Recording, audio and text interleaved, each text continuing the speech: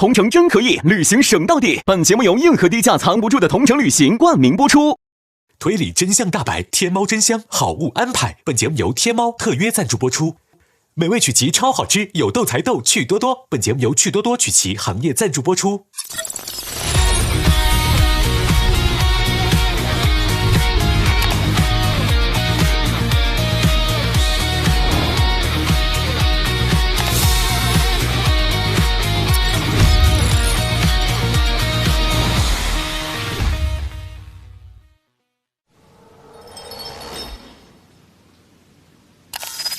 崔丞相邀请我们赴宴。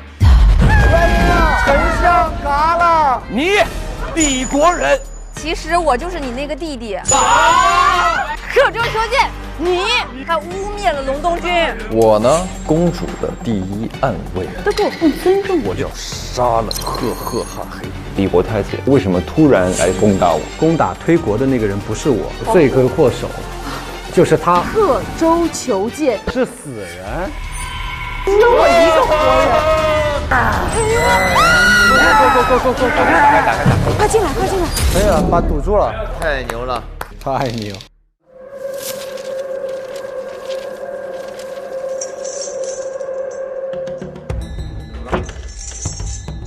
哇，这是什么？哇天嘞！这是到哪儿啊？哇，外边怎么了？烟？你看外面。哎我天哪！这是坟头。问问我。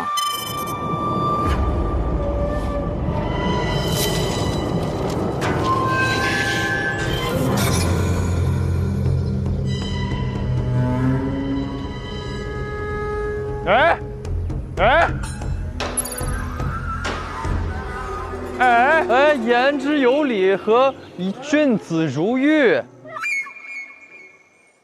你们终成眷属了。可以，哎，蓝 buff 红 buff， 快点！蓝 buff 红 buff， 我刚刚收割一下。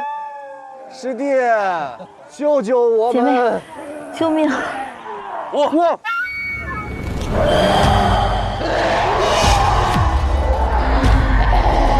哇！这怎么还有迎宾？开门，开门，开门！哎！哇！后边还有，看，不是这个开不了，只能挤。推呀！哎呀，推呀！啊，推！快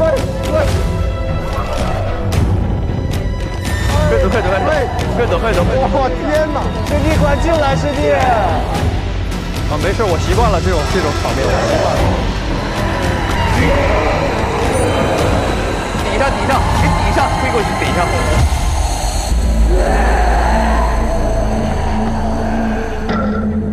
拿我俩抵啊！你们俩先别出来了，增加点重量。救救我，师弟！对啊，先救他俩呀。钥匙在哪儿？钥匙在哪儿？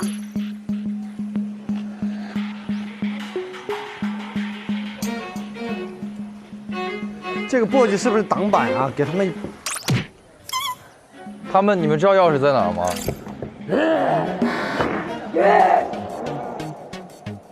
哦，有钥匙。囚车钥匙找到了。开锁。先放你们出去。太好了，关了5天，关了5天了，关了5天也没见瘦啊，开心死了吧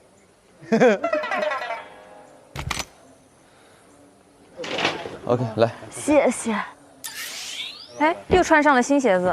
哇，姐妹，你终于出来了，你的鞋还好吗？俊子给我换了一双鞋。哎，有只蜜蜂，不能打蜜蜂，不能打蜜蜂。我偏不信邪，为什么不能打他？他们的皇后来这找你了。皇后要来找了。走吧。这扇门是我们唯一能走出去的门。唯一？对，那是唯一的逃生出口，但是需要2个人同时在那边按下按钮，门才能打开。同时摁按钮，一旦松手，按钮就会失效，且关注阴兵的大门也会打开。按下的人要冲出去，且只有1次机会。那你们2人嘛？好呀，二师兄，其实从小呢，师傅就嘱咐我说，武功是非常高强之人，而且你都比武招亲了，你的武功也肯定不差。但我俩有线索，你们不想要吗？你们俩先跟我们说了，然后再去摁嘛。得到敞亮的地方给。看来只有我们2大侍卫才能胜此重任了。只有我们2人啊？对，这一个手一个腿。是这样的，有可能会出来拦我们，现在就有这个问题啊。对。冻结卡。OK， 来，快跑吧，很快的。不是，好 OK， 那你们俩去按。人家都说这个男士让女士做这件事不绅士，我们就冒天下之大不韪，反其道而行。那我们就走一次啊！真假的？别吧！别，危险！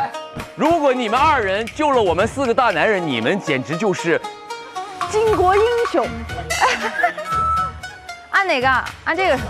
等一下，我们真的要走吗？没事，快点吧。我这开了个玩笑。你快，我们试一下嘛。开玩笑了，我相信你们是巾帼英雄了，已经封给你了。来吧，快走吧，快走。哎呀，真可惜，姐姐。真的。好，出去吧，各位。开了。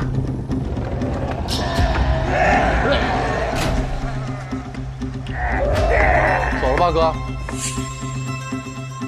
来，3、2、1。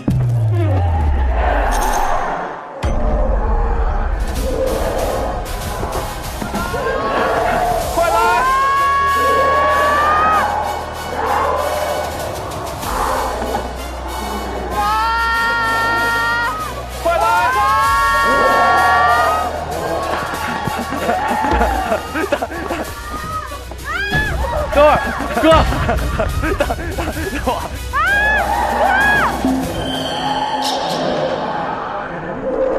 冻结卡，使用冻结卡，3、2、1，冻结卡。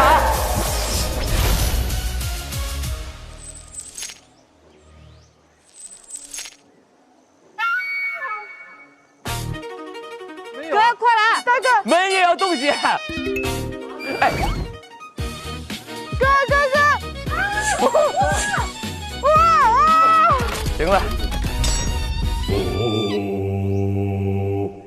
前几天我跟伙伴来这儿救小孩的时候，他们把小孩带去了鬼市，殿后的我一直被关在这里，直到俊子救了我。对，谁抓的他？推丞相，推丞相简直是个大奸臣，他残杀活人，还有某种奇怪的方法控制他们。我以为我出不来了，所以我将此事缝于衣上。给。好，明白了。你们一定要戳穿他的阴谋，还百姓一个公道。二师兄，给我把扇子行吗？妈呀，你的汗！谢谢，给我一把。谢谢。推丞相的小把柄。折扇是在，这个推庄主的这个山庄里边找着的，里边有推丞相的这个大中小把柄，好细细研究，回去看吧。然后还有，哎，这个就不用了吧？这有点味儿啊。呀，这什么呀？你既是千面鹰王的发起人，这个给你也算是物归原主了。只要你说出口令，同城真可以，旅行省到底，就能召唤草棚车。哎呦，这同城旅行可太给力了！那这一下咱们也是有车的人了，是不是？所以说啊，到哪儿都不用腿着去，这出门在外还得是同城旅行。那可不，同城旅行17旅行节现在特别火，同城旅行 APP 搜索“同城真可以”，领完券再订车马客栈，一站式搞定，超省超方便。有了同城这个好搭子，咱们不仅能省，还能少走弯路。那这个可得好好收着了，这同城令牌看着就不一般，而且关键时刻肯定有大用。行，先收着，走，多谢师弟。我们先在此休息一下。你赶紧去结婚吧，赶紧结婚去。你可以找到更好的，相对于他的话。我懂，龟龟我懂。你可以找到更好的，找机会逃跑吧。分手快乐，祝你快乐。我们回客栈讨论一下，看看把柄。刚刚呢，我们救下了君子如玉和言之有理，获得了4个线索。没错。来，由我们的宁波微步读一下。死而复活的他们，在不久后竟突然发狂嘶叫，嘴唇是黑的，脸也腐烂了，身体上也是大片发黑，然后就彻底死了。突然发狂嘶叫，脸也腐烂了。不是他脸咋了？他被烧焦了。这个死状跟推陈相本人的一样。是，他在我们的桌上蹦跶了，发狂了。但刚刚言之有理，是不是说是推陈相弄的这一切？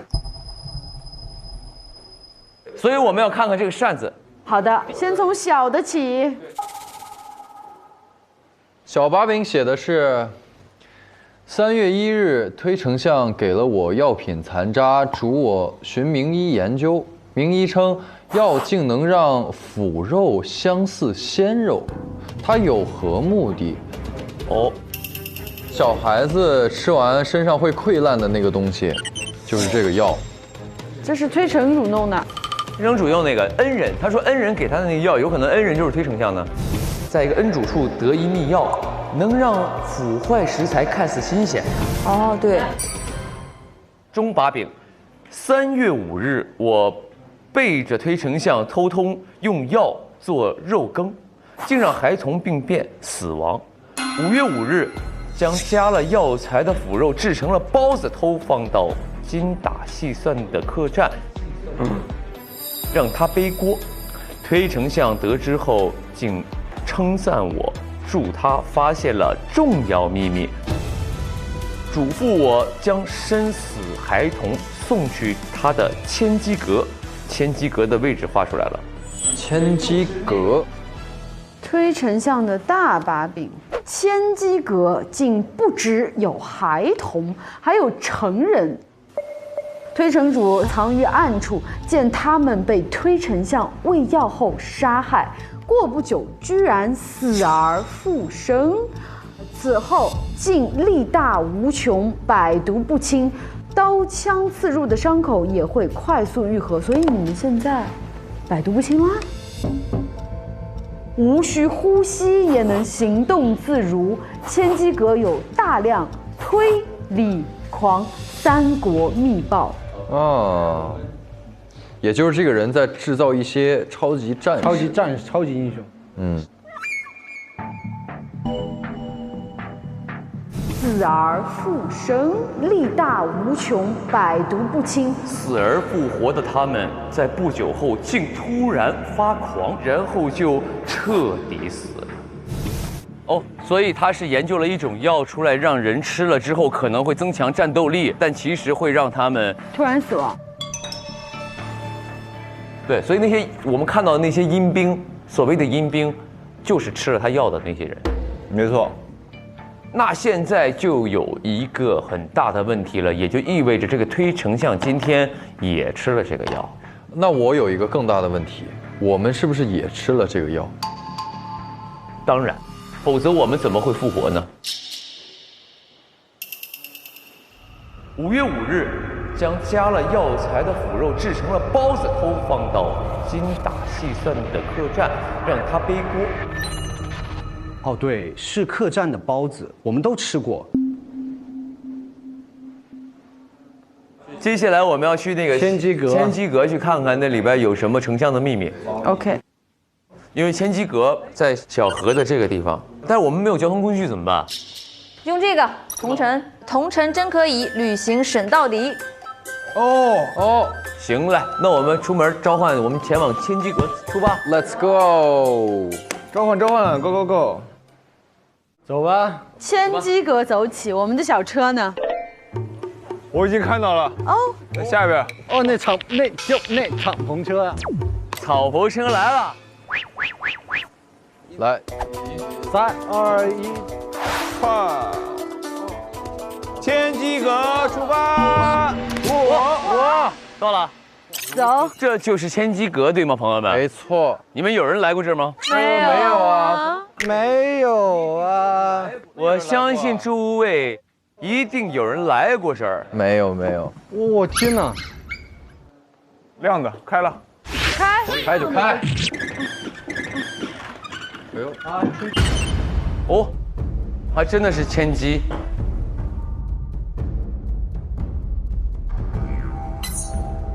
这可以打开。推丞相，您发现沙盘上的一个格子被打开过，还有一个重要证物丢失，因此我加了机关，必须用特殊方法才能打开。推恭喜。这什么东西？这个就是开关。这是黑绿，那个是什么啊？蓝红。我觉得它是放字游戏。那个吗？哦。几个字？赏罚大乱，威首相伴。推象。哎，能拿下来？是摁的是吧？按钮。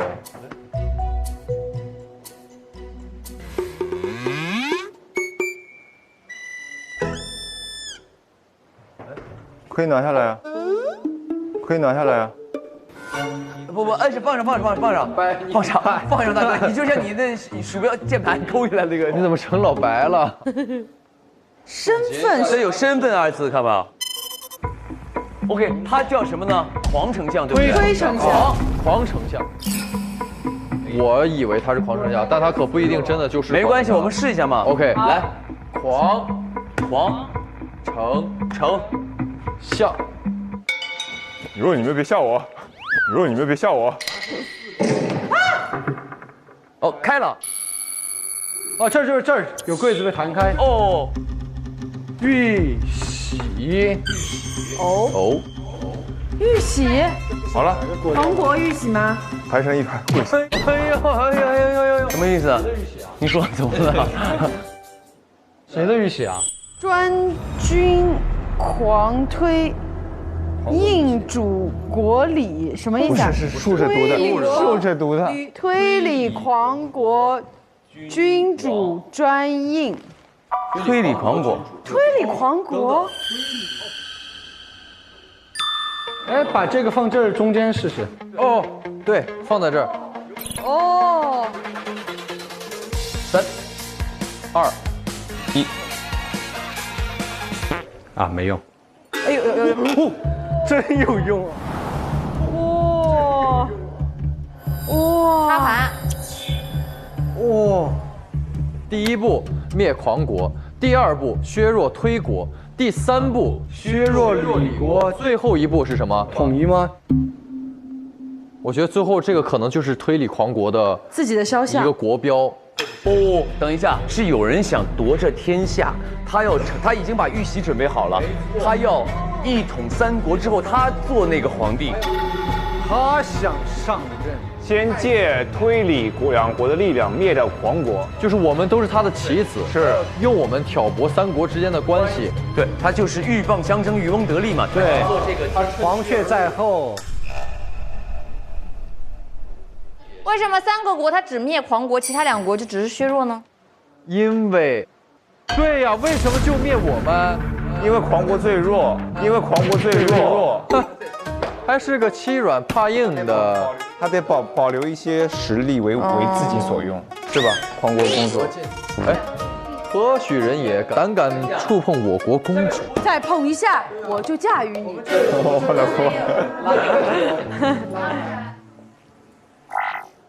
下面有抽屉啊？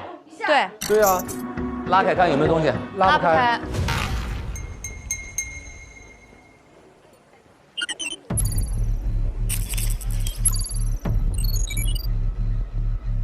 这是黑绿，那是什么？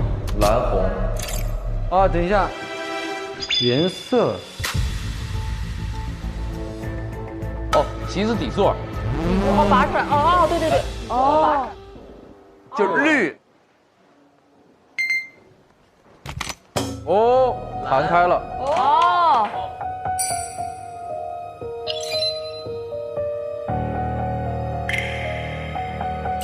我将狂国布防图赠予推理两国，借两国之手灭掉狂国，得到丞相之位。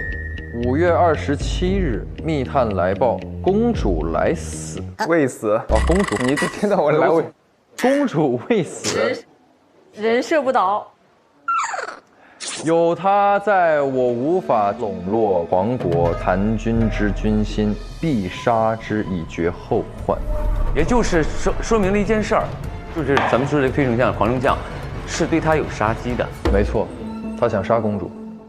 不查了，他该死。走。想杀你的人还没有出生呢，公主。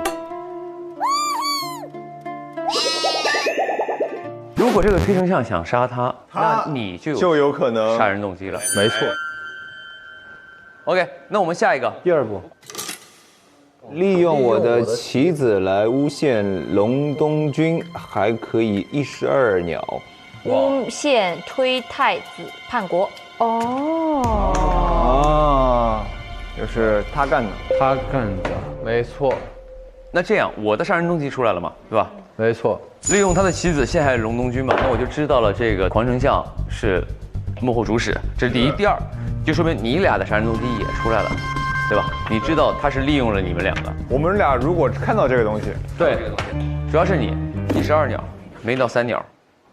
勾结李国假太子，并派我的棋子刺杀真太子。哦，那你的杀人动机也出来了吗？对啊，对对。 OK。哦，最后一个是非常关键的一位人了啊。好，你看，说关键吗？这是这个字数。好长，找不到，好长。第4步，灭推理国，建立推理狂国，一统江山，称霸天下。好，称霸。第一，征集军粮钱财。我将隆冬枪借予推庄主，他借此杀了士大门，之后得城主之位，帮我补足军备。第二，夺启德县，号令天下。当年目睹1万隆冬军力战李国30万大军，经调查发现，只因一神奇秘方被东将军藏于枪剑内。我趁乱窃得隆冬枪，现在只需启德剑。第三，打造超强神兵，寻剑无果，只能破解隆冬军所剩的汤药残渣。但隆冬军有克制阴兵之法哦。为了不影响计划，必须找出隆冬军的旧部，还有隆冬军的少量的旧部生活在这推城之中吗？我前2天真抓到了一个人哦。最后一个是攻占推城，5月28日拿到了宁波微部的启德舰，隆冬枪启德舰在手，阴兵已有，我只需控制阴兵攻占推城。等一会儿阴兵会攻占。哎，等会儿啊！别怕，公主，莫怕。你这样我也怕。不会的，没事的。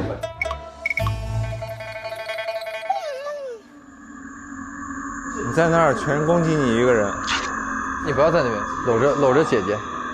快！我觉得一会儿阴兵会冲进来啊！不是哥，哎，哥几月几号？是5月28号，我的剑丢了嘛？啊，我只需控制阴兵攻占推城，嫁祸李国，挑拨2国开战，并可收余利。今日探子回报，推城、宁波微部、柯州求见，丁天立地，赫赫哈嘿，精打细算，洋洋得意，6人身份特殊。以防万一，必须先安排鸿门宴，解决6人后，才可攻占推城。我就早就知道那个什么片儿，就我们一起干杯那片儿。干杯儿，干杯儿！好嘞，好嘞，好嘞，来，行嘞。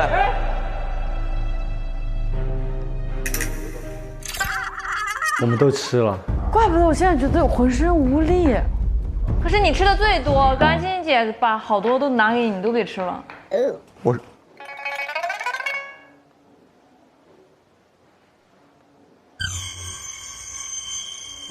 沙盘上的一个格子被打开过，还有一个重要证物丢失。这个几个抽屉里边，我们那个凶手来到这儿之后是有把其中里面的东西拿掉了，物证丢失了。这个物证是什么？我刚才想到一个东西，不知道对不对。玉玺，只有你那儿出现了一个假的玉玺，对不对？没错，对，我自己刻了一个，又要时刻提醒我，这一个祸害我以后要除掉它。哦，对哦，还有可能是你的那个太子印，这样你拿了印回去，你就可以对付你弟弟。我印不对啊，我印被你偷了，你给谁了？我给的就是狂城。你的。哦。你的。我当年坏事干尽。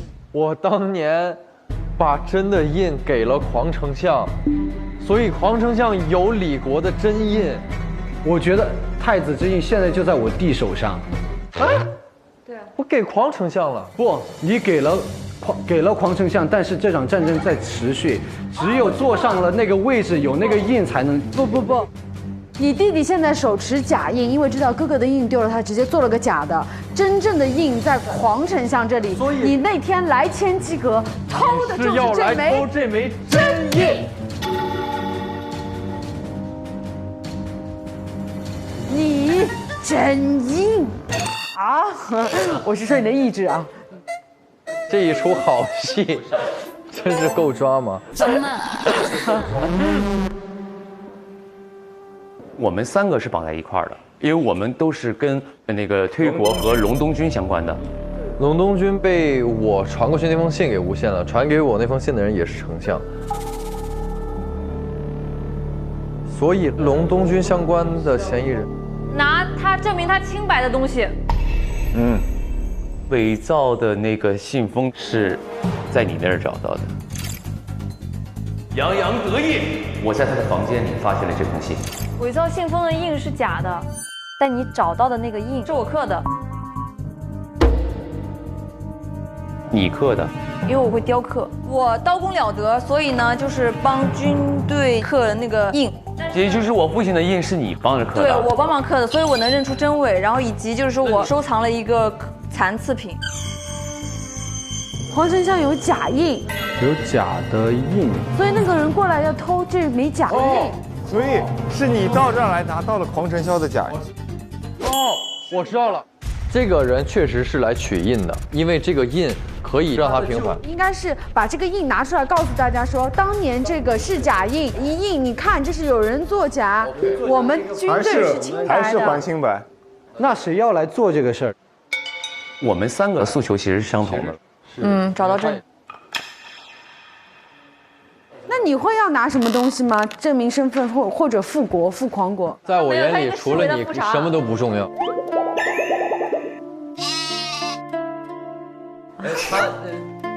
有可能要拿复国的物证。下一个空间，这儿，在我这儿，我已经找到了。削弱李国。等一下，有个什么东西？灭狂国。找到一个炼药房。哦，我们去看看呗。走吧。走了。开锁。Yes。拉。烧炉子。啊，这里是炼药房。推理狂起居住。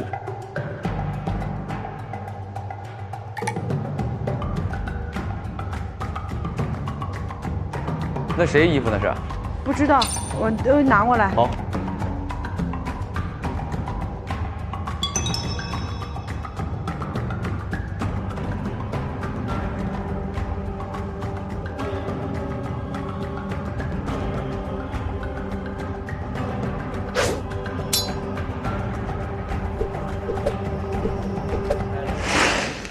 哎，小慢点，它会掉。我拿着。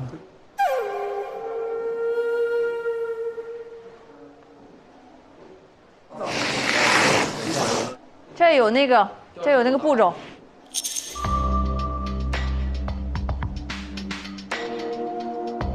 奉天承运，皇上驾到！推理皇帝诏曰：正将启程前往推城，沿途凶险难测，平日里须由幽冥二老贴身护卫，唯有每日午时炼药之际，方可屏退左右，以防机密外泄。炼药前，推手下须将药材铺置，炉底1/3处，再取推壶湖水加至炉顶，待朕进炼药房前，幽冥二老需检查炼药房无人藏匿，并确认炉内水已满至炉顶，盖好炉盖并上锁。正午时整开始炼药。50 OK。炼药3分钟后，需开盖加入特别药粉，此间不可有人打扰。好。等一下，这有个线索哎，推理狂起居住，无事发生。无事发生。无事发生。哎，他说5月30日那天，推理狂弟进入炼药房，但没多久就出来了，脸都湿了，嘴里嘟囔着：“怎么回事啊我？”然后呢，烧炼药炉的柴火不知为何也湿了，无法点燃，因此推理狂弟就直接离开了。哦，就是他那天5月30号来炼丹失败了，因为湿了没有办法起火。怎么会湿呢？有人阻止他。所以5月30号，也就是杀人的那天。30号咱们互相在那儿互杀呢。是30号。还有一个改良配方，改良原配方后可让药性大增。OK。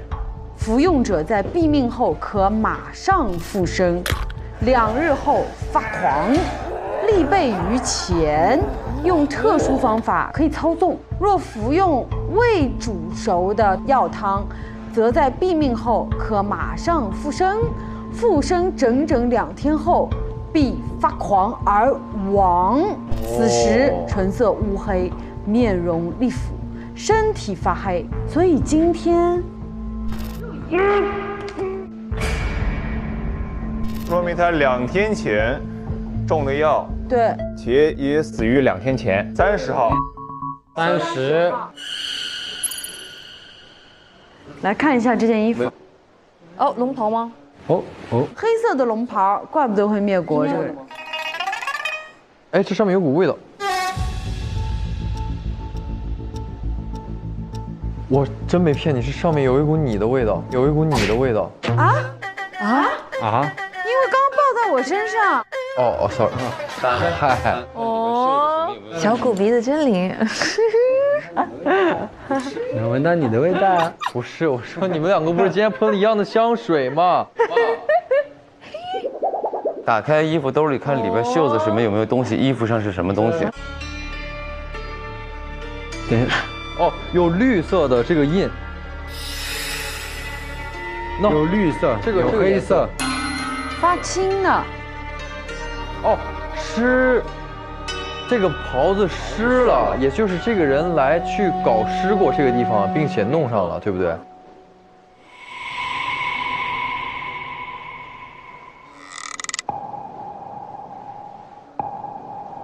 正午时整开始炼药，炼药3分钟后需开盖加入特别药粉，但没多久就出来了，脸都湿了，嘴里嘟囔着：“怎么回事啊我？”他来过炼丹，然后因为湿了没有办法起火。若服用未煮熟的药，复生整整2天后必发狂而亡。我跟你说，我有个猜想，朋友们是这样的。请说，哥哥。其实这个炉子里是可以藏人的。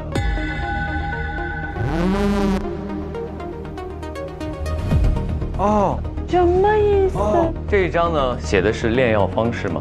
对。第一步是把这个丹炉草药铺至1/3处，剩下的2/3干嘛呢？加水。打个比方，如果我是凶手，我知道这要铺完药，铺完药之后，我可以在这里藏着。因为这个狂丞相炼药的时候不许任何人打扰，每天他是炼药的时候是50，3分钟之后他要开盖加药，在这个时候呢，可能开盖加药的时候，这个藏在里面的人就可以杀掉他。看这个地方写了一个5月30日那天，推理狂弟进入炼药房，但没过多久就出来了，脸都湿了，嘴里嘟囔着：“怎么回事啊我哈！”就是因为凶手可以躲在炉子里，趁那个推丞相打开盖子的时候，从炉子里把他按进水里淹死。所以这个人是服用了未煮熟的药汤。对，然后未煮熟，因为3分钟水不可能开嘛，对吧？对。什么样的人才能藏在里面呢？幽冥二老需检查炼药房无人藏匿，并确认炉内水已满至炉顶，盖好炉盖并上锁。正午10整开始炼药，炼药3分钟后需开盖加入特别药粉。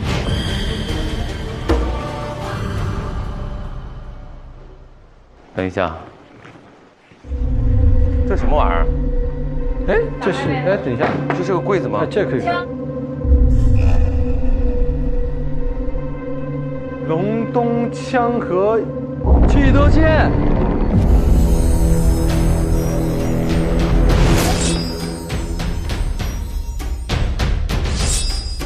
这原来是真的启德剑，这么帅啊！哦，哇，有点帅。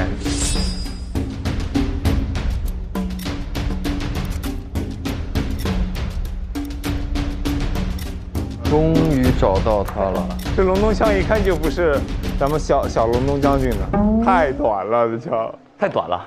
对，短了半米，还行吧，还行，可以。这拿着挺没气势的，是不是？有点像你的拐杖。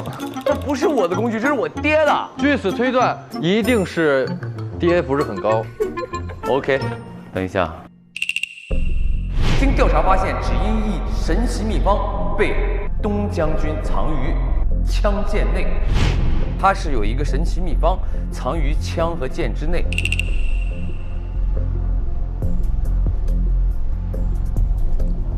这个可不可以拧下来？应该可以，可以拧。对，一头一尾。试一下这2个可以怎么合并一下？要把枪头拧下来，注意安全啊！这儿，哥，这儿。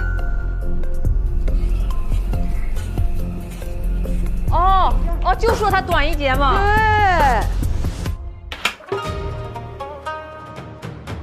不短了吧，哥？有道理。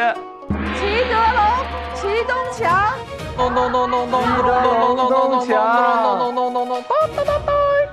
哎，现在对味儿了，哥。他真像大白，他爸不矮。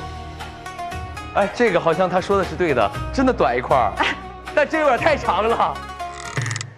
这才有大将之风。没错，对，有点太帅吧。等一下，我看看能不能放进去啊。这2者合并能吗？应该是正好的。这盒子放到里面，哇，刚刚好，刚刚好哦。哎，等一下，出了一个密信。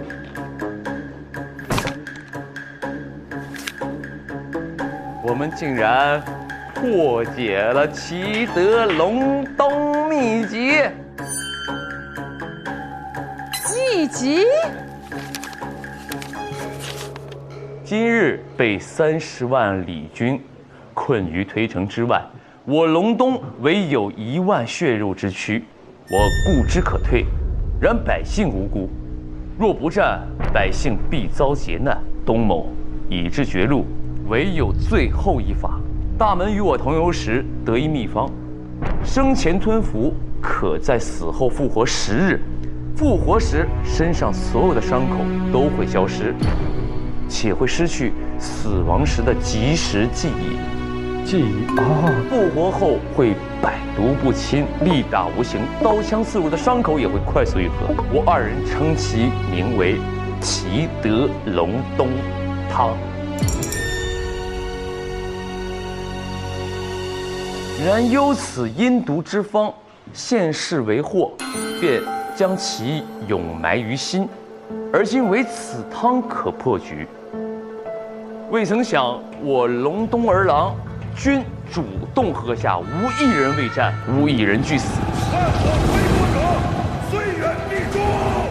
今日之后，我隆冬一帮阴魂将同作阴兵，同泽同袍，死战10日，共守山河。为留火种，我勒令瞒住20岁以下的新兵，并让大门将他们送至推城。这次我把宁儿和一众隆冬儿郎就这样甩给你，我知你又会骂我没良心，但谁让茫茫天地我只信你呢？我此生许百姓，再难许家许兄弟。哦，来世吧，我还带你去断壁残垣上喝酒，去荒烟蔓草里下棋。今日我先走了，若此书有朝一日得见天日，烦请来人告知东某。如今是何年月？天下可太平，苍生可安宁。隆冬就在天地间，我们都能听到。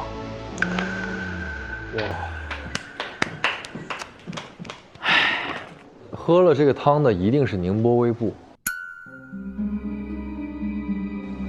因为他已经对上了所有的症状，有可能是有人给你喝了这个汤呀。等一下，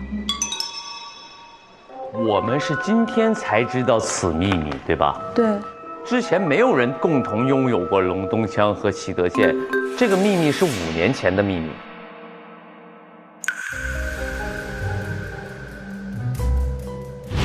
推丞相给了我药品残渣，嘱我寻名医研究。名医称药竟能让腐肉相似鲜肉。哦，但是小孩子吃完身上会溃烂的那个东西。哦，没错，我知道了，就是我之前是因为那个推城主给小朋友下毒，他下的毒其实就是这种药。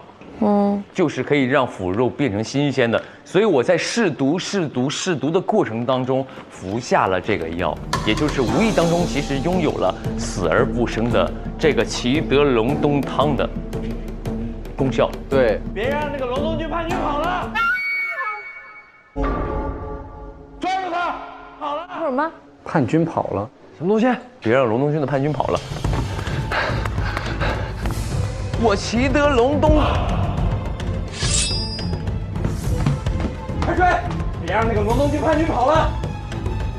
好。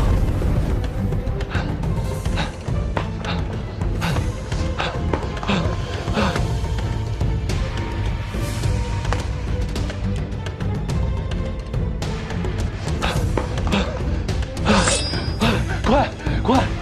哎呦，这个是好人，这好人！快进来！快进来！怎么了？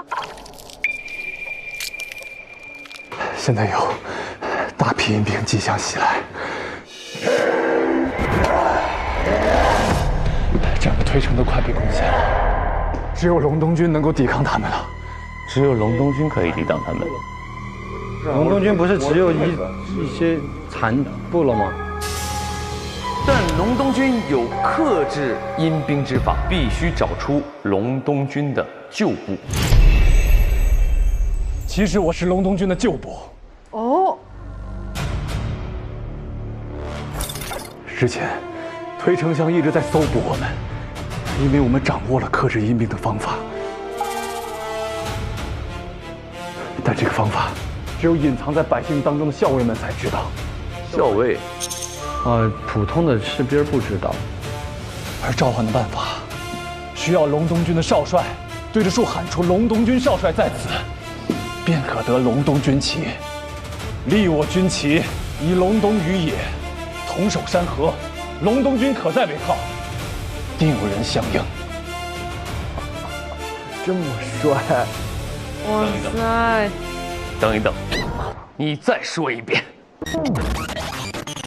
从哪儿开始？从头开始。我立于天地之间之后。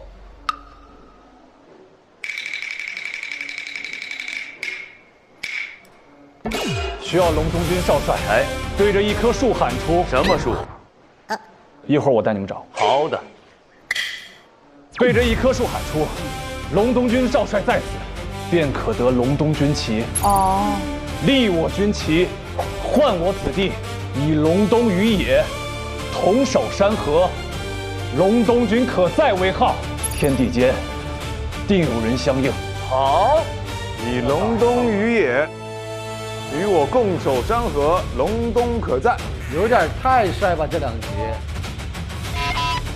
少帅，时间不多了，我带着你们去找那棵树。好，走走，快走。少侠，少侠，快跟上！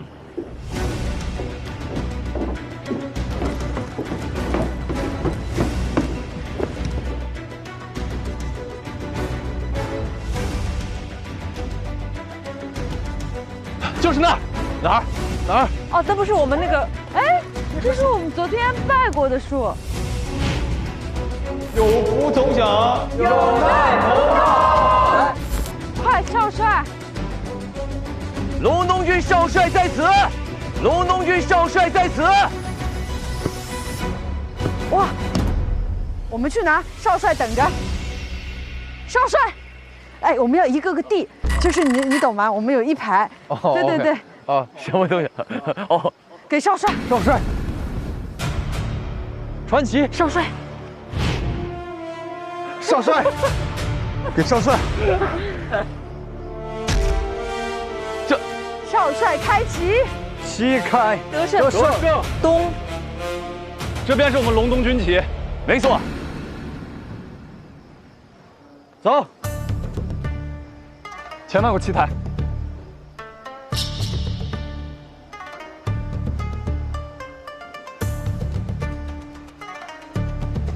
哇，一看就是上阵杀敌的料。对，来上来，来，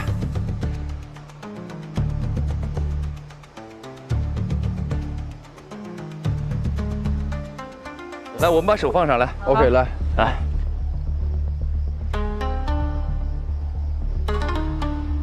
准备好了吗，兄弟们？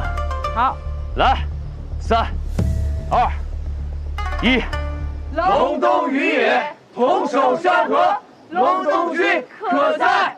隆冬于野，同守山河，隆冬军可在。隆冬军可在。隆冬军可在。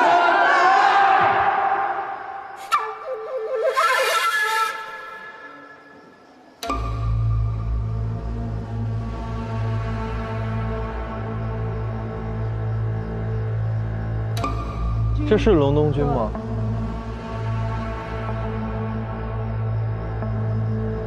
隆冬军！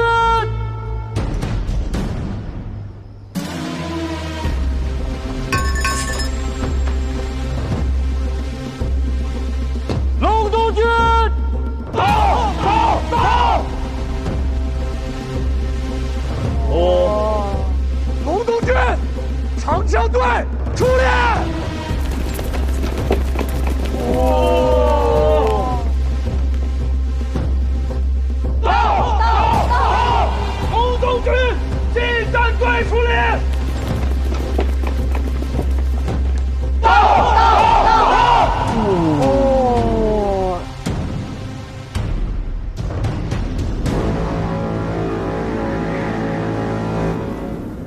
有点感人哎，有点想。哎呦，我看不得这种，有点感动。诸位，将军当年得到此诡异秘方时，就已经想好了应对之策，并在对面摆好了可以消灭阴兵的炸弹。各位需要做的是，按照一定的节奏，敲击战鼓，引导隆冬军找到，并且引爆炸弹消灭阴兵。好，好，没问题，来吧。来吧，我们战鼓响了啊！战鼓响！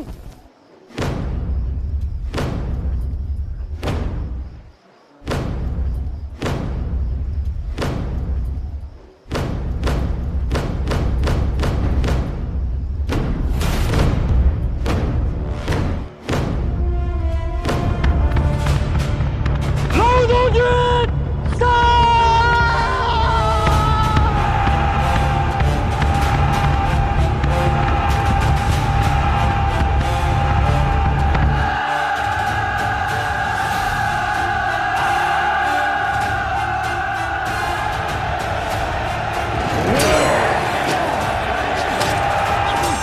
我隆冬儿郎无一人未战，无一人俱死。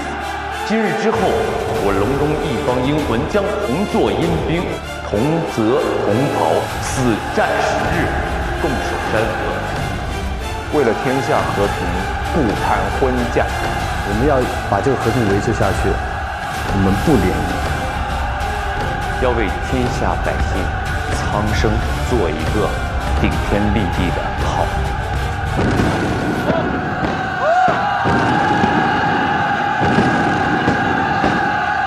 报告，隆冬军大捷！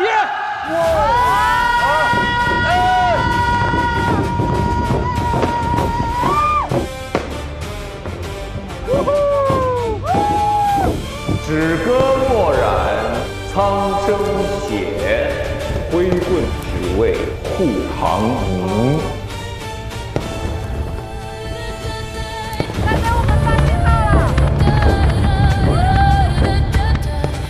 我们成功了！耶！隆冬军，隆冬军，隆冬军，隆冬军。隆冬军，隆冬军，隆冬军，隆冬军，隆冬军，隆冬军。为什么一定要这样？要有气势啊！为什么是隆冬军？如果是这样，隆冬军，这就没有气势嘛。隆冬军，隆冬军，这样显得人多，这样一喊起来。OK。上微博，进入开始推理吧话题页，一起揭开副本真相。这什么？悬赏。悬赏。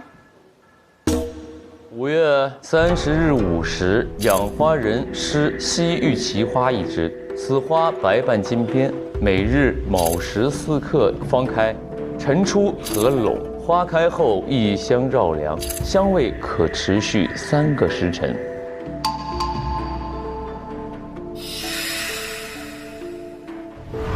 回去的那个路上，我看到了墙角开了2个白色的小花苞。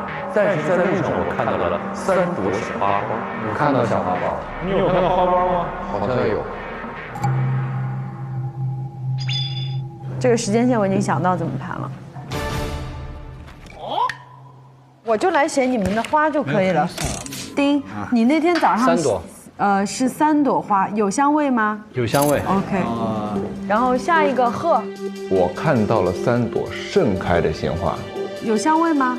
有香味，有香味。我看到2个花骨朵，有香味吗？没有。柯是3朵有香味，我是3朵骨朵，有香味吗？没有。OK， 来说一下这个花的时间线啊。这个花的时间线是这样的，他说早上6点的时候，花是3朵开的，这是它的初始状态。早6。对，早上6点。然后呢，到7点它就合拢了。 花开后异香绕梁，就等于从6点开始就有香味。7点之后合拢也有香味。对，7点之后合拢也有香味。所以首先，它这个时间能够确认是6点，对吧？早6第1。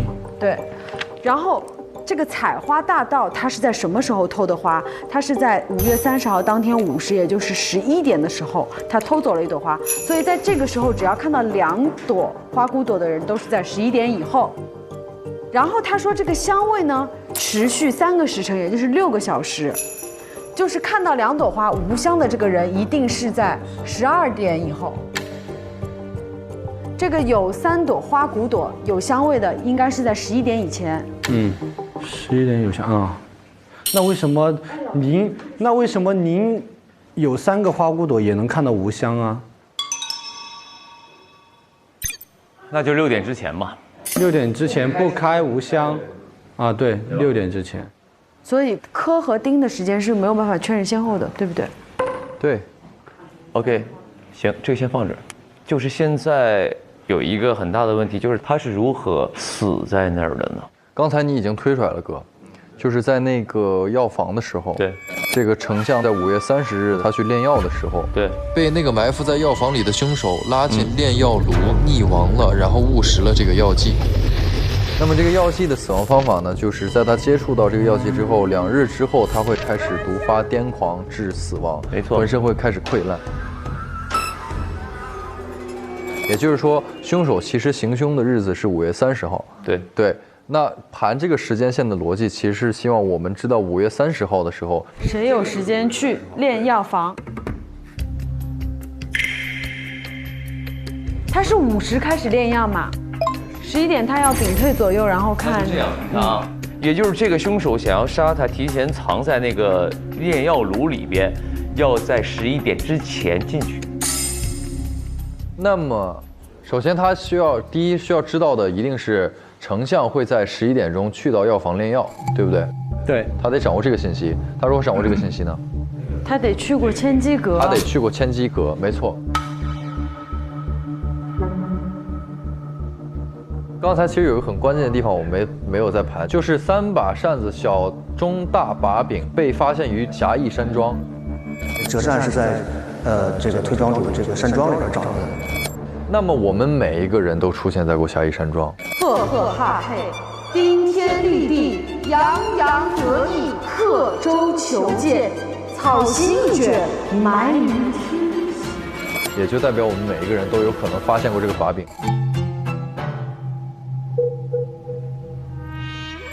推丞相的大把柄，千机阁有大量推理狂三国密报。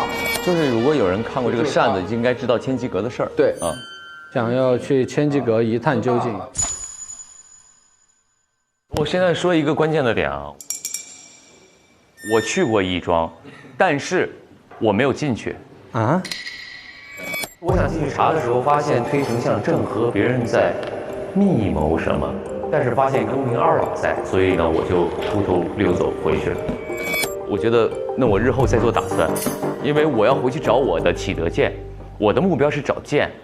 为什么你是没有进过义庄？你如何证明你是没有踏足过？既然你都已经前去义庄调查启德剑之事了，你怎么可能就在门口溜达一圈就走了？哦，没关系，那你想给我拉回来也是可以的，对吧？你们再看一下啊，就是这个把柄上面写的就是。他们被人杀害之后，过不久居然死而复生，无需呼吸也能行动自如。你看，无需呼吸，什么样的人才能藏在里面呢？无需呼吸也能行动自如。你看，无需呼吸，也就是这个凶手想要杀他，提前藏在那个炼药炉里边，要在11点之前进去。刚刚吕朵森，百毒不侵，他已经喝过这个了。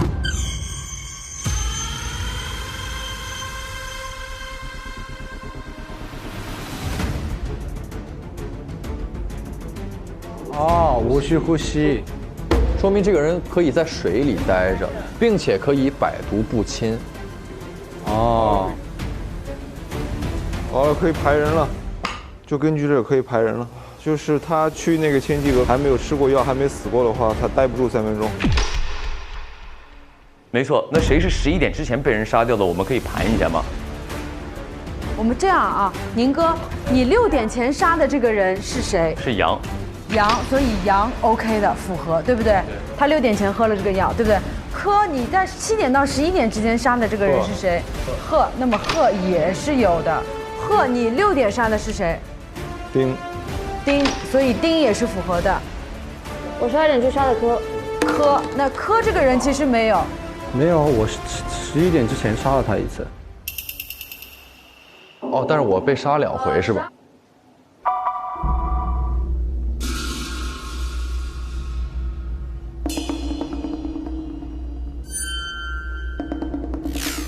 这个毒体质越强，死的越慢。哦，我是用的那个毒针，毒针体质越好，进毒越慢，所以它有可能一直没有。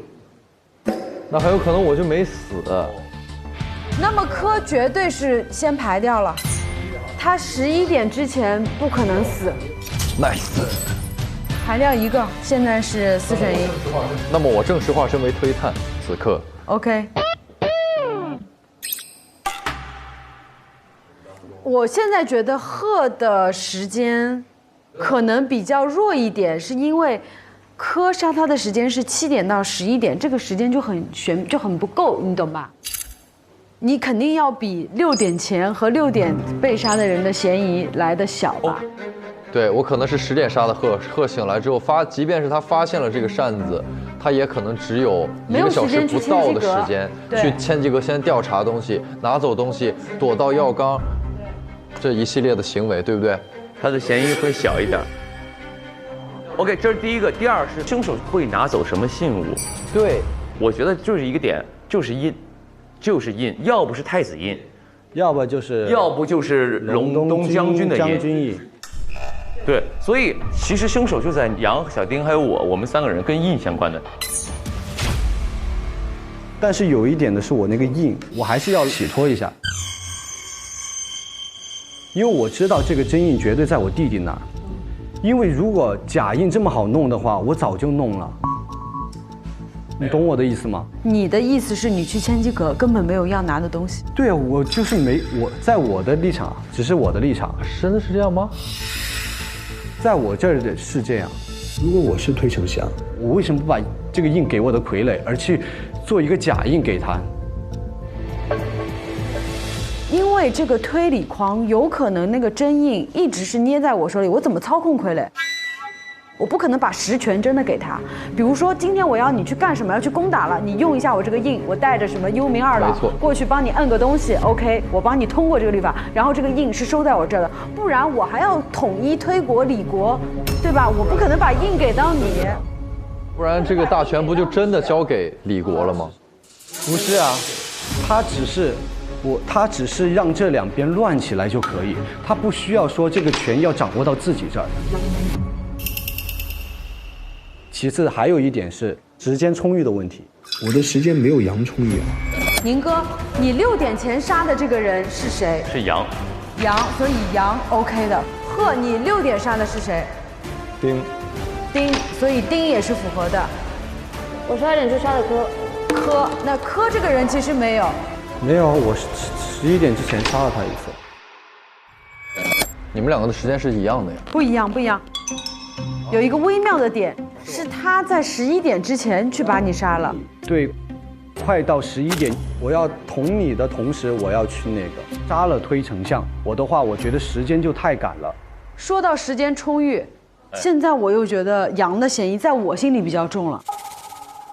因为比如说是丁的话，你想丁他在6点前被杀，在义庄醒过来，他7到11点肯定卯着劲儿的在炼药房和千机阁里去炼药。这个肯定要提前的。他不可能在7到11点抽个空去杀柯，对吧？但是杨的时间线就很稳，就是6点我去调查，然后炼药房11点埋伏全部弄完了，12点我去杀个人。我反而觉得洋洋得意的嫌疑会小一点，因为打个比方，如果我是凶手，我竟然去过那个炼丹房，我应该知晓这一切的发病时间嘛？你是说他游刃有余？是他太游刃有余了，而且太符合这个东西了。因为他是11点炼药，所以我作案一定要在11点以后，但是12点之前。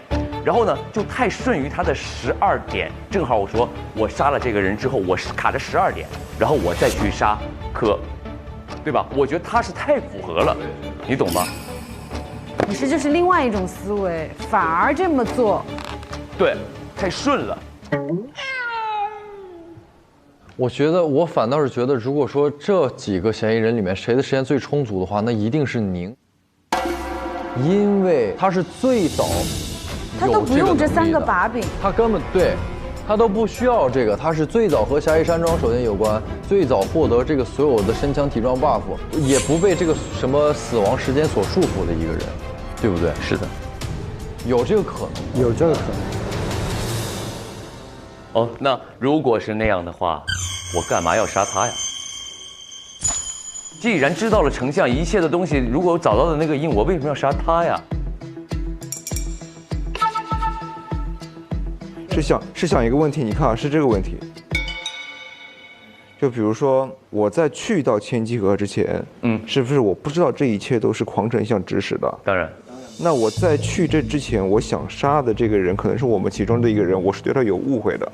就比如说我跟他之间，我如果在去千机阁之前，我是不知道原来我们这一切是有个狂丞相在作祟。是的。但是我去到千机阁之后，我就会发现，是狂丞相指使这一切，我跟他的恩怨就已经消掉了。消了，我只用杀狂丞相。我们按照这条思路去想，就是有些人去了千机阁，发现幕后指使是狂丞相之后，他依然会去选择杀掉我之前恨的那个人，是为什么？是因为那个人在我心里面，他跟狂丞相是一对的。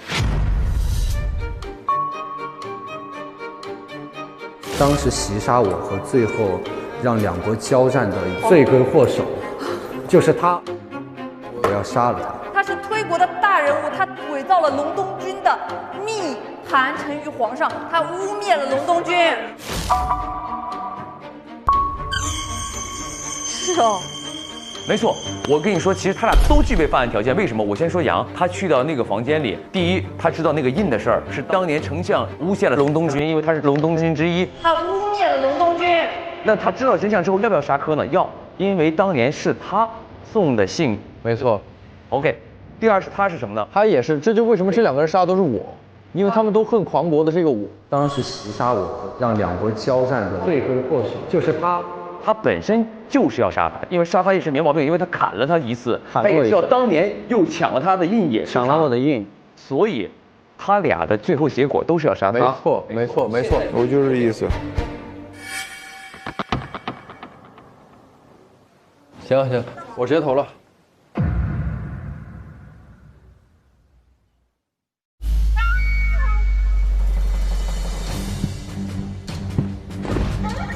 我觉得嫌疑最大的两个人，一个是顶天立地，一个是洋洋得意。可能在作案时间上，洋洋得意太充足了，所以我投了定。我投洋洋得意，因为他时间最早，最有时间去作案，他也很有作案动机。他是一个，就算知道了推丞相是幕后操纵者之后，依然会选择杀掉柯的那个人。本案我选择的凶手是，就是他了。我今天就把票投给，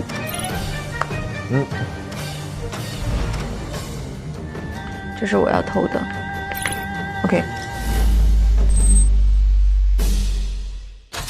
来吧，旅行不用推理，同城省到心里。接下来进入同城旅行真相揭晓时刻。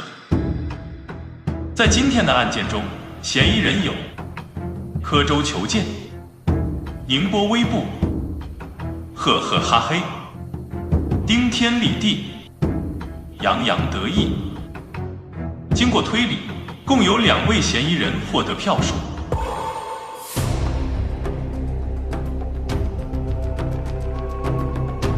他们分别是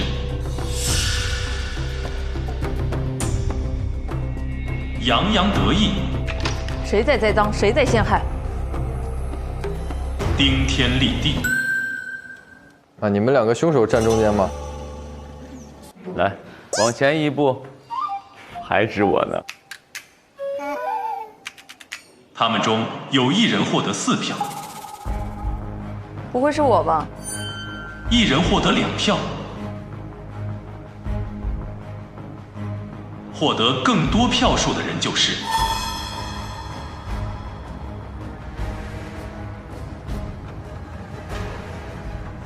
顶天立地。哦，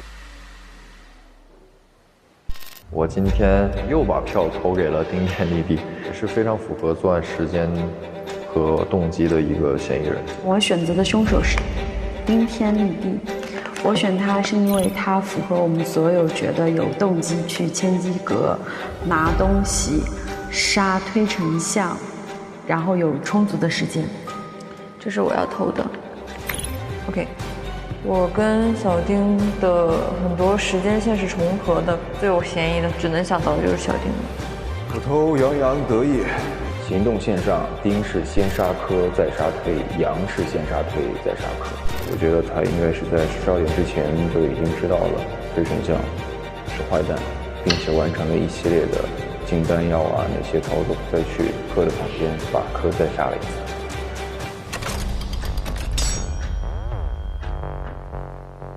恭喜你，恭喜我是啥意思呢？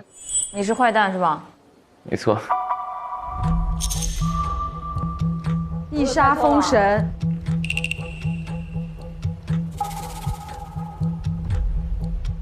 会不会猜错呢？你们且等着吧。大家是否锁凶成功呢？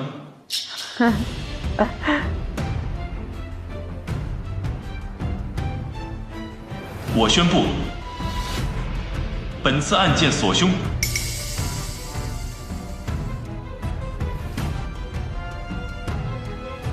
成功。啊，还是失败？失败呢？还是失败呢？本次锁凶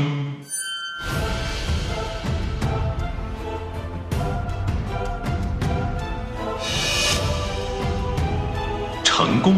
哎，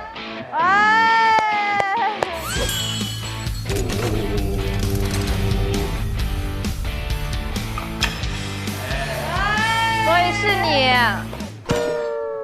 太谁投的我？我投了你，我也投了你。你知道他是我们开推团的后手，什么意思？我们就怕万一有一个新人来了，让他零票逃脱，为了大局。现在宣布大家错过的关键性证据。关键性证据，你们还记得那个印吗？对，记得。是不是很粗糙？我找到了一些东西。这个一个印上面写着李太子印，你把那个拆开，应该是个真印。还有可能是你的那个太子印，这样你拿了印回去，你就可以对付你弟弟。哦，这谁敢弄啊？但是我更好奇的是，你今天是从哪一刻开始绝望的？他奋战到了最后，其实没有绝望啊，没有绝望，宝宝，其实是你自己心虚。你要把自己当做真的不是，你就说哇，凶手也还教别人呢？你上来就说。我告诉你，我为什么锁他？我可以跟大家说我的心路历程。我为什么锁了他？因为你怀疑他。现在我又觉得杨的嫌疑在我心里比较重了。我说哦，那阿金怀疑他，他是明灯，那估计是定了。对，我是真的是这样的。行了，各位，是这样的，不知各位是否还记得我们服用了什么药？哦，我们服用的叮铃当啷汤，没错。就是这个叮铃当啷汤会有一个后果是什么？什么？生前吞服，可在死后复活10日，名为祈德隆冬汤。我们不求同年同月同日生，但求同年同月同日死。但是你，我不死，我就不死。没有，你送我们一程不可以吗？送我们一程吧。哎。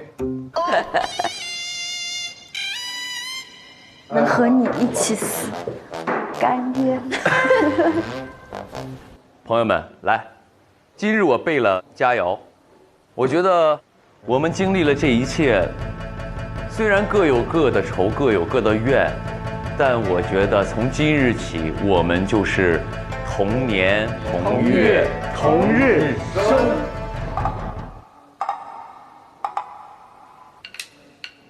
不求同年同月同日生，不求同年同月，但我们注定要同年同月同期死。那诸位，这临走之前还有什么愿望吗？那么我这个一生都在柯州求见，可惜州已行矣，而剑不行。如果有来世的话呢，就希望我可以自由自在的活一辈子吧。哦，说得好。我想要活得久一点，我想要得到龙东枪，我想要做一个正义人士，号令天下。说得好。希望我们的后人能够记住我们这些热血的历史，以此为鉴，往后不再有无辜的牺牲和混乱的战火。我觉得我们能活着，是因为有人替我们去死了。希望下辈子歼灭鹰王这个组织也能得到延续，能够去帮助到更多的人。当年我阿爸的愿望就是希望每一个人都可以好好的享受自己平凡的生活，因为当风浪过去，不论输赢、英雄或者成王败寇，我们最珍惜的还是活在生活当中的每一分每一秒。你要知道，此刻的宁静是我们所有人拼命得来。祝你们每一天都过得幸福安稳。是的，那我希望天下太平，万物安宁，而且在这个世上的每一个人都可以寻找到自己的侠道。好的，那我们就为这此刻的天下太平和万物安宁干杯！来，各位，干杯！喝了这杯酒，来世见。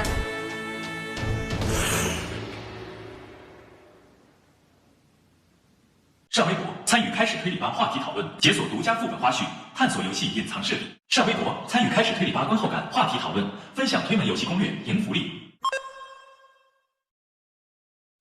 经历完本次的案件，我最深的感受就是家国大义就在我们每个人的心里。龙东军会为了守护百姓，自愿喝下秘药变成阴兵，百姓也会帮助龙东军守护他们留下的火种。大家都在尽自己所能的去为安宁出自己的一份力。在这个故事里，我饰演的推国太子一直想追求心中的和平，但最终被贬为庶人，流落民间。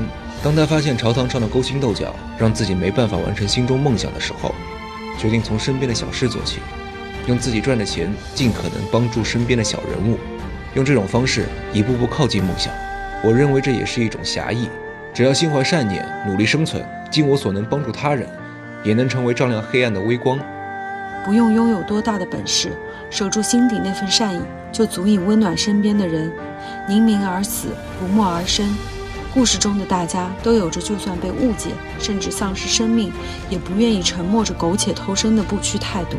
这就是我心中的侠义。英雄不是生来无畏，而是选择了勇敢。推城百姓的岁月静好，其实是由无数龙东军的牺牲所换来的。就像我们现在一样，很多我们生活中的美好都离不开那些替我们负重前行的英雄们。其实我觉得侠义非常简单，在我看来，侠义或许就是在看见任何弱者的时候，都愿意为他们伸出一双援手。经历完这次案件，我明白，真正的强大不是要赢过别人，而是要守住心底的那一份善意。哪怕可能前路再难，也总有人要站出来，为该守护的人坚持到底。世界上没有天生的和平，安稳来之不易，战争从来不遥远，只是我们有幸生活在了和平年代里。我们现在的安稳平淡、衣食无忧的幸福生活，都是一代代先辈用坚持和牺牲换来的，是他们的拼命守护，才换来了我们如今的岁月静好。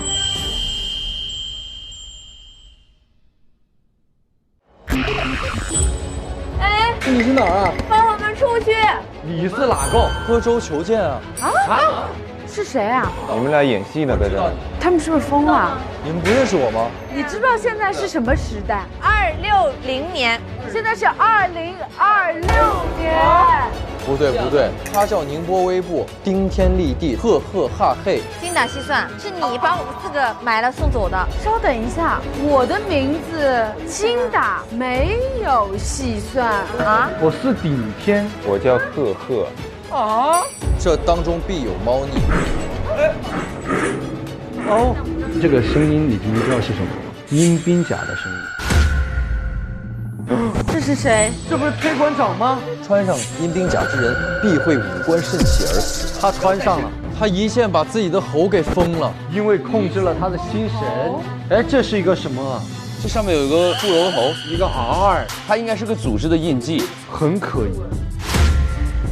哎，你的标识 R 墙上有一个 R 的标识。我们怎么到 R 公司来了？你知道这是什么东西吗？有点危险。这里是哪儿啊？小子们，把这6个人带到那边关起来。走，都老实点，给我看好了。我觉得这个箱子里肯定有东西。有人在叫。什么声音啊？我才能抓我们了。那个门应该可以进去。继续开，快躲起来！怎么刚才关起来那几个人就找不见了呢？他们别让我们抓他们，抓了非给他们劈罢了。站住！不许动！他举着枪过来了。车里边有枪和盾，快！咱俩配合，双枪。掩护。终于找着你们了！我是本案的凶手，顶天立地。当我意识到我可能是死而复生的活死人后，我立马去杀了刻舟求剑，又想到了推庄主说的千机阁有许多推理狂三国的密报，我想去看看，于是我来到了千机阁。你是波斯王子啊？等一下，你这，哎呦，你今天这个不错啊，很高贵。哎呦，怎么了？还怕蝴蝶啊？是蝙蝠。研究一下怎么打呀？就只打这个吧，这个最小的。不要往下走，往上。哇，这挺累的。你有按摩卡吗？下次见到一个很厉害的 NPC， 给我按摩。那没事，先爽再说。来啦！你肯定很想吃这个，这不是小宝宝吃的吗？你比我小。我真的是从妹妹变成姐姐了呢。我已经混到一个节目里年纪最大的人了，你。哎，你跟金不差不多吗？她也是妹妹，她也妹妹，都是妹妹，都是妹妹的感觉。为什么不知道怎么说？先点燃9支仙女棒代替。喜欢你说不出口。不一定要许多钻石黄金，一天一天贴近你的心。好想跟你表白。正片 SVIP 每周3、周4 12点更新 ，VIP 次日12点更新，会员抢先看1周。每周2 12点副本解锁中，提前解锁角色高能时刻。每周4 12点副本存档中，一起还原案件真相。每周5 12点推门万事屋，加更开推团的日常，推门居民幕后采访，了解更多玩家幕后精彩瞬间。每周6 12点推门玩家彩蛋，捕捉玩家更多精彩时刻。每周日12点推门花絮连看，持续解锁正片之外的隐藏惊喜。每周日周一预告抢先看，更有推门补给站、推门直播大赏。本周日掉落，全员开启干饭唠嗑模式。同城真可以，旅行省到底。本节目由硬核低价藏不住的同城旅行冠名播出。推理真相大白，天猫真香，好物安排。本节目由天猫特约赞助播出。美味曲奇超好吃，有豆才豆趣多多。本节目由趣多多曲奇行业赞助播出。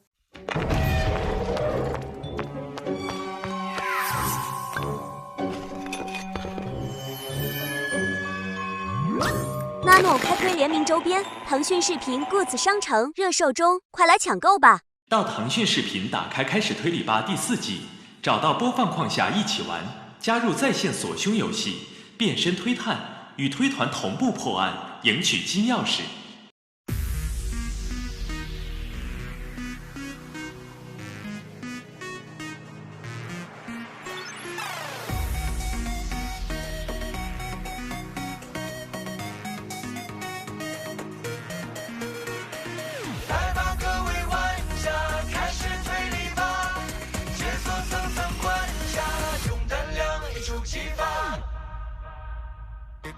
夜色习惯演绎，推是视线密距离，人慌的音序，暗潮无声才有意。风声起，脚步急，乱世藏进隐隐去，真相隐无声的夜里无痕迹。秘密心藏着爱，建立这道题，残期继续。上微博参与开始推理吧话题讨论，分享你的闯关思路。更多节目精彩资讯尽在新浪娱乐、微博综艺、新浪综艺独家中文百科合作平台百度百科。上百度搜索开始推理吧，精彩内容尽在百度百科。上新浪新闻客户端搜开始推理吧，看节目更多精彩内容。界面新闻与美好价值创造者同行。感谢丽丽城传媒、腾讯视频 TV 版、极光 TV 同步播出，大屏观看更畅快。关注腾讯视频 SVIP 微信公众号，获取更多追剧资讯，领取 SVIP 优惠。搜开推4特惠开会员，抢先开推，更可解锁精品花絮。Jump 来了，腾讯视频会员新品，年轻人的专属。